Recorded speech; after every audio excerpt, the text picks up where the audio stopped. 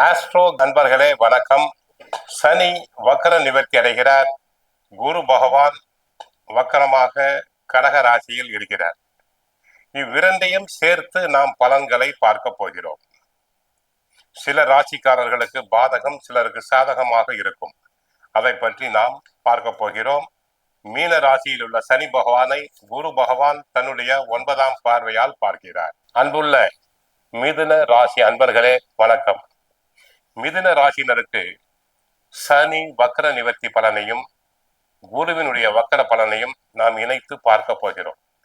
மிதுன ராசிக்கு 10ஆம் வீட்டில் சனி வக்கர நிவர்த்தி அடைவதால் தொழில் மற்றும் உத்தியோகத்தில் ஏற்பட்ட தடைகள் நீங்கும். வாழ்க்கையில் முன்னேற்றம் கிடைக்கும். வேலை செய்து வருபவர்களுக்கு பதவி உயர்வு, புதிய வேலை வாய்ப்புகள் கிடைக்கலாம். இதுவரை வேலை இழந்தோருக்கு நல்ல வேலை கிடைக்கும். சனி 3ஆம் பார்வையாக 12ஆம் இடமாகிய ரிஷபராசியை பார்ப்பதால் வெளிநாடு செல்ல விருப்பம் உள்ளவர்கள் தாராளமாக செல்லலாம். 7ஆம் பார்வையாக 4ஆம் இடமாகிய கன்னி ராசியை பார்ப்பதால் சுகஸ்தானம் நன்றாக இருக்கும்.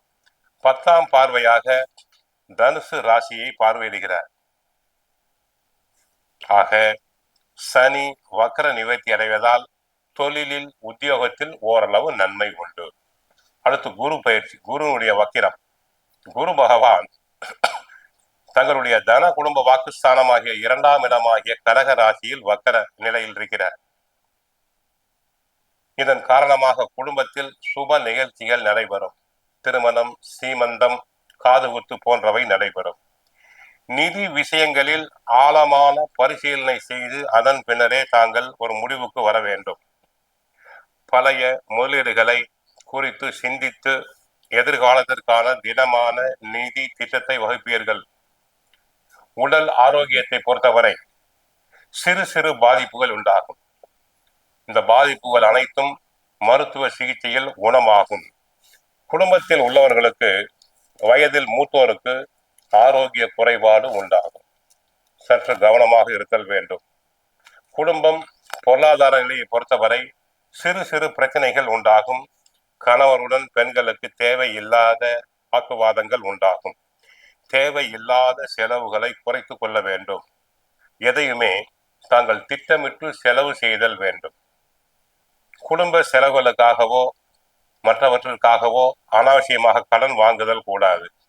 கொடுக்கல் வாங்கலில் கவனம் தேவை.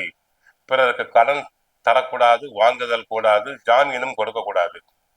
தொழில் வியாபாரத்தில் போட்டி பொறாமைகள் அதிகரிக்கும். சந்தையில் தங்களுடைய பொருட்களுக்கு எதிர்பார்த்த விலை கிடைப்பது கடினம். வேலையாட்களால் பிரச்சனை உண்டாகும். வேலையாட்கள் ஒத்துழைக்க மறுப்பர். வங்கி கடனை அடைப்பதில் சற்று சிரமம்தான். உத்தியோகத்தை பொறுத்தவரை பிறர் செய்யும் தவறுகளுக்கு தாங்கள் பொறுப்பேற்க நேரிடலாம். வீண் பலிகள் வந்து செல்லும். உயர் அதிகாரிகளுடைய கெடுபிடிகள் தங்களுக்கு உண்டாகும். மற்றவருடைய வேலையும் தாங்கள் சேர்த்து செய்ய வேண்டி வரும். அரசியலை பொறுத்தவரை பேச்சில் நிதானம் வேண்டும். பிறரிடம் பேசும்போது வார்த்தைகளை அளந்து பேசுதல் வேண்டும். கட்சியில் தங்களுக்கு எதிராக சிலர் செயல்படுவர். கட்சியில் நியாயமாக கிடைக்க வேண்டிய பதவி உயர்வுகள் அனைத்தும் தடை தாமதம் உண்டாகலாம். விவசாயத்தை பொறுத்தவரை சுமார் கையை கழிக்காமல் இருக்கும். கால்நடைகள் ஓரளவு அபிவிருத்தி அடையும். கலைஞர்களுக்கு கவனம் தேவை. அதிக போட்டிகள் உண்டாகலாம். ஆகவே வாய்ப்புகள் கிடைப்பதில் சற்று கவனம் தேவை. பெண்களுக்கு தடங்களுக்கு பின் வரன் அமையலாம். மாணவ மாணவர்களுக்கு நன்மை பெறுவர். நன்றாக படிப்பர். பெற்றோருக்கும் மற்றோருக்கும் நல்ல பெயரை ஈட்டிக் கொடுப்பர். வாழ்க வளமுடன்.